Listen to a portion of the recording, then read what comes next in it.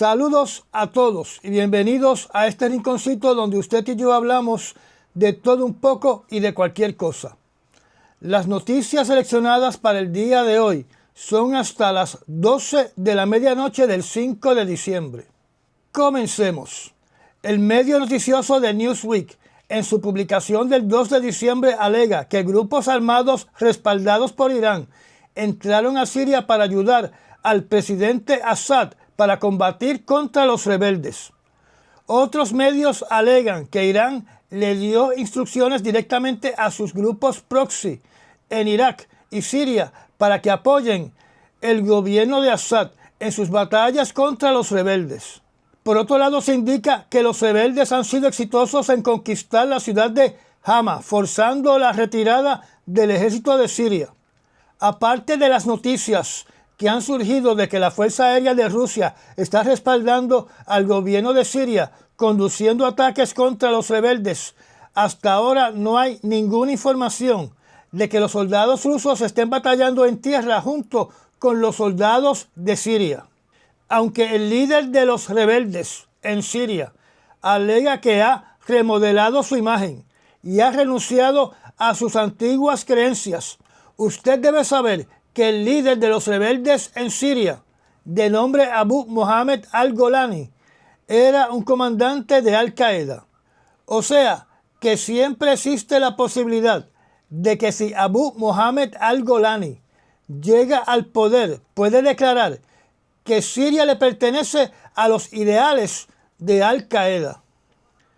Y esto me lleva a la siguiente noticia. Se ha reportado con evidencia fílmica de que aviones A-10,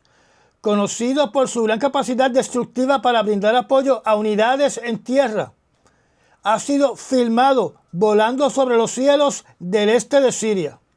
Yo espero que la administración del presidente Biden no esté detrás del apoyo a los rebeldes, porque para mí sería una gran burrada, y que la presencia de esos aviones sobre cielo sirio sea para localizar y destruir los remanentes de ISIS. Por otro lado, hay comentarios en los medios que indican que estos aviones A-10 están atacando a grupos respaldados por Irán, que son una amenaza para las bases militares de los Estados Unidos. Pero atacar a los grupos respaldados por Irán, en estos momentos que tienen ahora la misión de ayudar a las Fuerzas Armadas de Siria, ayuda a los rebeldes para que estos grupos pro-Irán no puedan ir a batallar contra los rebeldes, donde la organización de su líder, el señor al-Golani, es considerada como un grupo terrorista por la ONU, por los propios Estados Unidos y por Rusia. Además, a esta situación se une, como dice el Chavo del Ocho, fue sin querer queriendo, ya que, aunque Israel no quiere que Siria caiga en las manos de grupos terroristas ligados a Al-Qaeda, atacará a soldados de Irán o a grupos armados respaldados por Irán que estén en Siria, cuyo efecto será ayudar a los rebeldes. Así que podemos concluir que los únicos soldados que pueden batallar con los soldados sirios sin ser atacados por los Estados Unidos o por Israel son soldados rusos, soldados chechenos, soldados de China y quién sabe si llegan al auxilio del presidente Assad, soldados de Corea del Norte. El Ministerio de Relaciones Exteriores de Rusia, en la voz de su portavoz, la señora María Zakharova, indicó que Rusia respalda por completo al presidente Assad y en su mensaje apuntó su dedo acusador a Ucrania de ser los villanos detrás del apoyo a los rebeldes. Y sin decir nombres acusó a los que apoyan a Ucrania, o sea, a Estados Unidos, el Reino Unido y los otros miembros de la OTAN y de la Unión Europea. En ningún momento en su conferencia de prensa presentó un estudio por parte de las agencias de inteligencia de Rusia para respaldar sus acusaciones. En Israel está comenzando el juicio contra el primer ministro Benjamín Netanyahu por actos de corrupción, cuya pena puede ser cárcel. Ante estos truenos se producen en Israel algo muy similar que vimos en los Estados Unidos con respecto a los juicios llevados a cabo contra Donald Trump. Porque los miembros del partido de Netanyahu están diciendo que si la corte condena, o sea, si declara culpable a Benjamín Netanyahu, que se va a desatar una guerra civil y derramamiento de sangre en Israel entre los israelíes, donde esta amenaza cataloga cualquier fallo de culpabilidad contra el primer ministro como un golpe de Estado.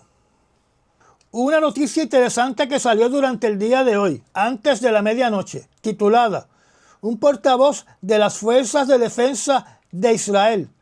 recibe duras críticas por criticar un proyecto de ley que podría proteger a los filtradores de información". Este artículo indica, publicado por Times of Israel,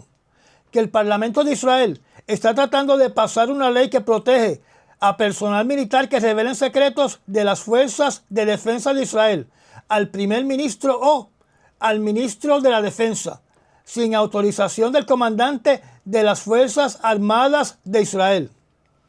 El argumento por parte del portavoz de las Fuerzas Armadas es que los secretos de las Fuerzas de Defensa de Israel que se filtren al primer ministro o al ministro de la Defensa tienen el potencial de ser un riesgo para la seguridad nacional de Israel. O sea, que en estos momentos el comandante de las Fuerzas Armadas de Israel es el que determina qué se le puede decir al primer ministro y al ministro de la Defensa. Esto naturalmente es bien preocupante porque las Fuerzas Armadas de Israel pueden estar llevando a cabo un operativo secreto que aumente la posibilidad significativamente de una tercera guerra mundial nuclear. Y su comandante no está obligado a decírselo al primer ministro de Israel, ni tampoco al ministro de la Defensa. Mientras el comandante en jefe de las Fuerzas Armadas de Israel plantea que es un riesgo a la seguridad nacional de Israel el decirle estos secretos al primer ministro y al ministro de la Defensa, yo digo que no mantener informados al primer ministro de Israel y a su ministro de la Defensa es un riesgo para la seguridad nacional del planeta. Ayer hablamos que los observadores de la ONU, que son los cascos azules en el Líbano,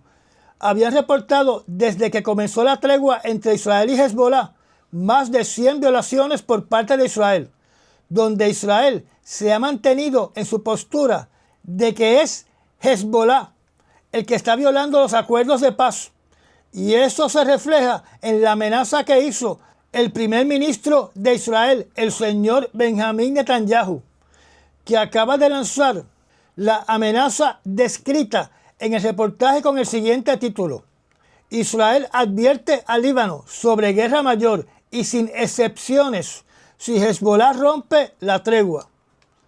Según esta noticia, Israel le acaba de enviar una dura advertencia al grupo de Hezbollah diciendo que cualquier violación de alto al fuego tendrá como resultado ataques por parte de Israel más intensos, que tendrán como blanco estructuras libanesas, donde estos ataques van a superar la destrucción causada por los ataques anteriores de Israel en suelo del Líbano.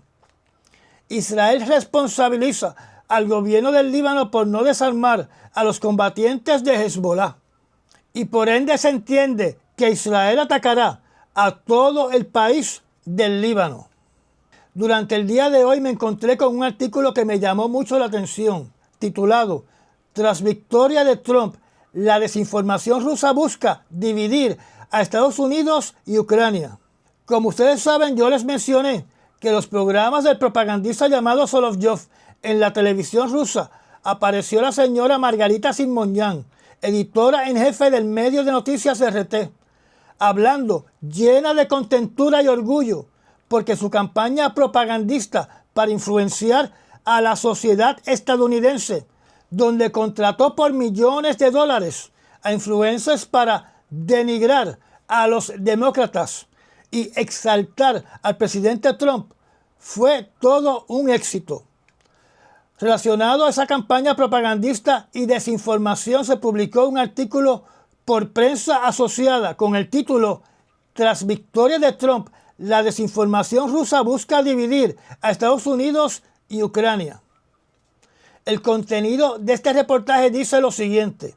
que ya ha terminado el proceso eleccionario en los Estados Unidos, los mecanismos de propaganda y desinformación de Rusia apuntarán sus cañones para crear un sentimiento de odio enfocado hacia Ucrania. Así que la nueva misión de estos expertos en manipulación social es volcar el sentimiento en contra de Ucrania para que de esa manera impulsar las acciones que tomará el nuevo gobierno del señor Trump para reducir o eliminar la asistencia militar a Ucrania y de esa manera asegurar una victoria completa de Rusia en Ucrania. Y como ejemplo presenta que ya se están distribuyendo de forma visual desinformación que tiene un alto grado de convencimiento por la calidad de su creación, como por ejemplo imágenes de soldados quemando libros de Trump,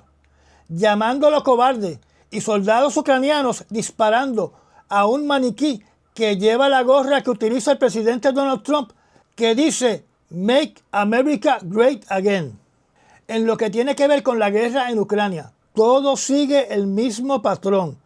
con Ucrania utilizando los misiles ATACMS y los misiles Storm Shadow para impactar blancos dentro de Crimea y dentro de Rusia, mientras que los rusos continúan destruyendo la infraestructura eléctrica de Ucrania para que los ucranianos pasen un invierno a oscuras, sin calefacción. Y lento pero seguro, los soldados rusos continúan avanzando en el frente de batalla. Para terminar, voy a hablar brevemente sobre una noticia que tiene un título relacionado a que se lanzaron 2 satélites para crear eclipses artificiales solares. Cuando uno lee el título, uno se cree que estos satélites lanzados desde el país de la India pueden crear un eclipse solar sobre la Tierra idéntica a un eclipse solar verdadera. Pero cuando uno lee el artículo, no es nada parecido a un eclipse solar, aunque utilizan esa palabra. Son 2 satélites que van a estar orbitando la Tierra, donde uno de ellos está más cercano al Sol o en una órbita más distante de la Tierra, que cuando pasa entre el Sol y el otro satélite que está a una órbita más cercana a la Tierra, se crea una sombra que tiene el efecto de tapar el Sol y que solo se vea la corona solar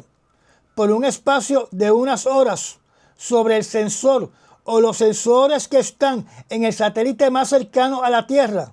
Puede estudiar la corona del Sol similar a cuando ocurre un eclipse en la Tierra.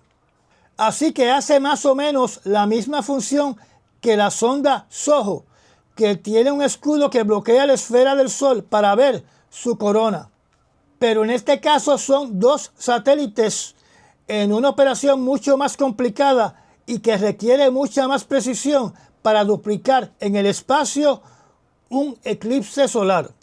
Así que cuando un conspiraloco le diga que los científicos van a tapar el Sol y van a causar un eclipse solar artificial sobre la superficie de la Tierra,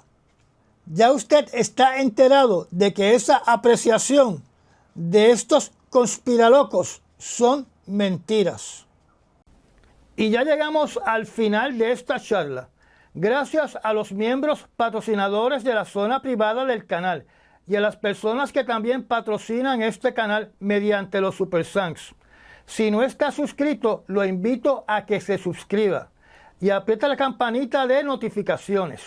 Recomiende este canal y comparta nuestros videos. Me da un like y nos vemos en el próximo resumen noticioso. Hasta mañana.